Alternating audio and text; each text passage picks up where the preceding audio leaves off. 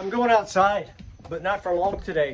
What is up with the rainy weather? Say hi to my fig tree. I don't know either, but I'll tell you what.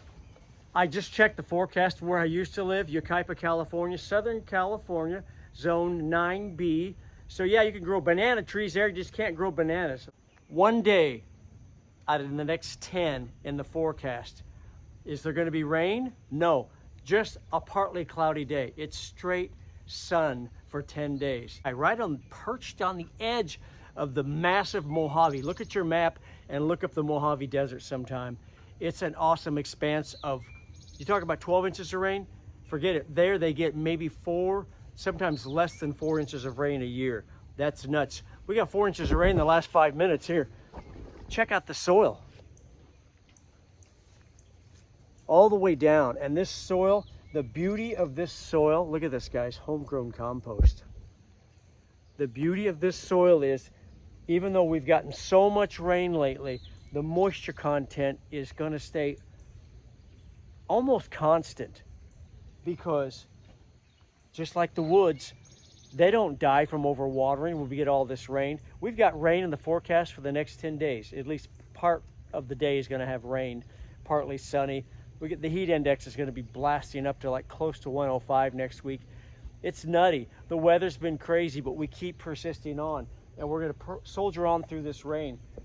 And you can see the soil down here is just the perfect, like chocolate cake. I mean, you could bake that in an oven and eat it.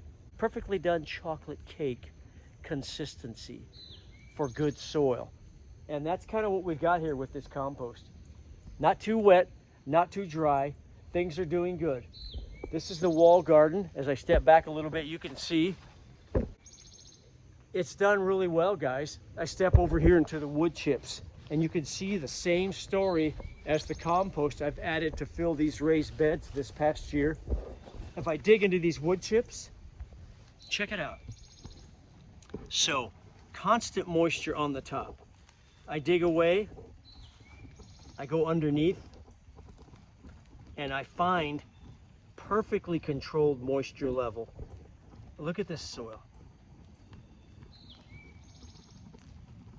A few wood chips in there, but just perfect. Not quite the chocolatey cake. We had a lot of wood chips here. I pulled these wood chips aside to plant this new planting of beans right here. But it's just amazing. I mean, the soil is just perfect. Perfect. I'm mixing the wood chips in with the soil. By the way, don't mix your wood chips in with your soil. You'll rob nitrogen from your fruits. But yeah, things are coming on. Beans, they don't pay no never mind to all this rain. They keep on going. I mean, you should see the mist in the woods around me right now, guys. It is completely, it's so awesome. I'm gonna flip it around and show you. Look at the long beans. Oh my gosh. Chinese long beans, just going through a tunnel of them right here. Both red and green variety. Is that not awesome? But yeah, the moisture levels are going to stay constant, guys, when you've got good compost with good mulch on top. Right now, I'm hoping that all the moisture is going to really get these vining crops, pumpkins, winter squash for the winter storage, popping, really moving. I need them to get moving. So we've got a lot of male flowers. Don't panic, by the way, if you got male flowers early. That's just a signal, the way God created these plants.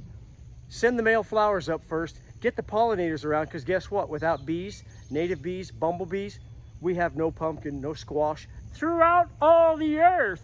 That's correct. Not just in my garden or in southern Indiana or in zone 6B where we're at. All over, we are dependent upon native bees to pollinate vining crops like squash, pumpkin, and stuff. There are a few exceptions. There is a self-pollinating thing going on with our Japanese cukes over here. Carpanonarthic. That's way wrong. I butchered it. But these need to have the bees to pollinate. And so we're going to have male flowers popping up to signal those bees to start coming around, so that when the female flowers come on, the fruiting flowers, the bees are already active and frequenting these. Look, flourishing pumpkins, Look over here. The black-eyed Susans. I love it. This is going to bring pollinators like crazy. Right now they're not out because of the rain. Is that not nuts?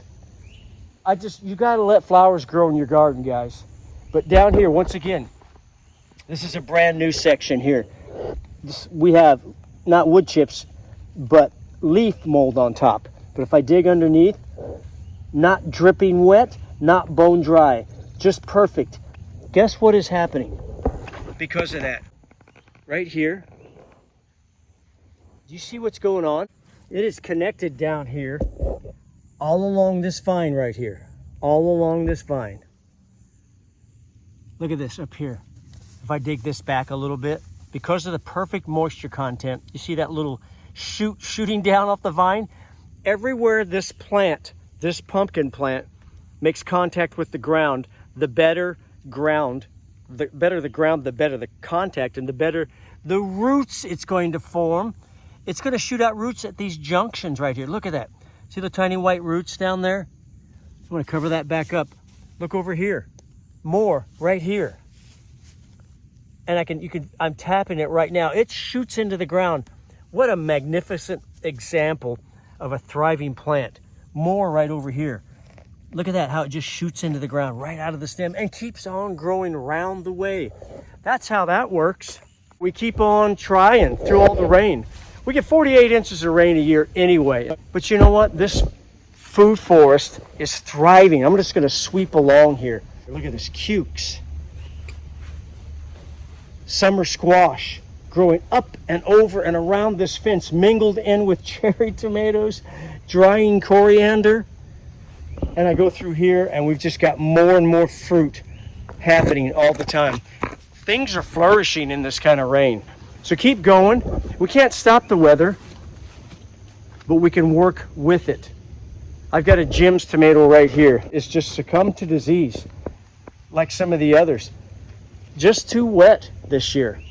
And I don't know why a certain plant gets it. This Jim's has been acclimated to this area for a couple decades now. I've grown it myself for 3 years. The guy I got the beloved Jim's seeds from grew them for close to 20 years.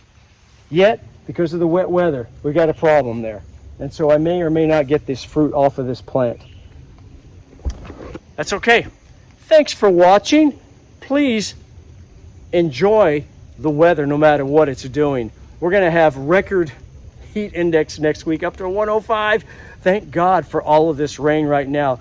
That'll give us buoyancy to get through that heat wave next week. I'll see ya.